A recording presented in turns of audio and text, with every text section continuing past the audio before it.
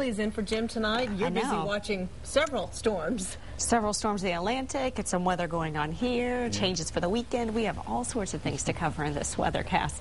But we'll start out with the Atlantic. We have Hurricane Earl right now, Category 3 storm, very strong with watches and warnings stretched all up and down the coast. Currently, its winds are at 115 miles an hour. You notice the track is going to kind of veer back to the northeast as we go through the rest of your weekend. By tonight, expected to impact the Outer Banks and then making its way to southern New England by Friday. And storm slowly starting to weaken too. We've already seen it at its peak, so from here on out it's going to gradually drop down to a Category 2, then a Category 1 storm as it makes its way up the eastern seaboard there. Now on Earl's heels we have Fiona. This storm a little bit further to the east, and it's going to take a more easterly path, just tracking to the east of Bermuda late tomorrow night. And then beyond Fiona, we're also watching now Tropical Depression Gaston is actually dropped now into just an area of low pressure, not greatly organized and slowly drifting west, but there is a small possibility it could re-intensify into a tropical cyclone within the next 78 hours, something that we're just keeping our eyes on there.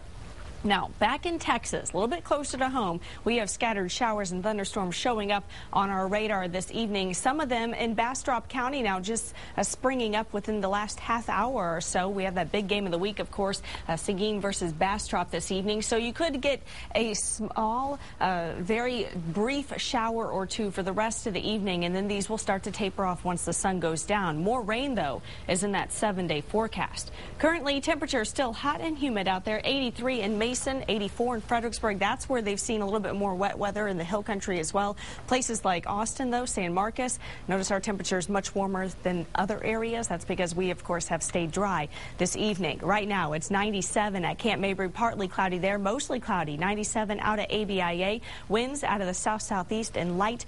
That tomorrow, we're going to see them change a little bit. That means big changes for the weekend as well. Mold jumped back up into the high category with a count over 2,000. Ragweed, low. Similar counts are expected through tomorrow as well. Now, satellite radar shows that we had that area of showers and storms over Dallas earlier this morning, drifted down into South Texas or Central Texas, and that's why we've seen this scattered wet weather out there. And of course, some few coastal showers making their way westward as well. These, of course, dying down once the sun sets, but we're watching this cold front up over the Panhandle. That's going to be dropping south into the area tomorrow, bringing us another shot of some showers and storms. Of course, we can always use the wet weather.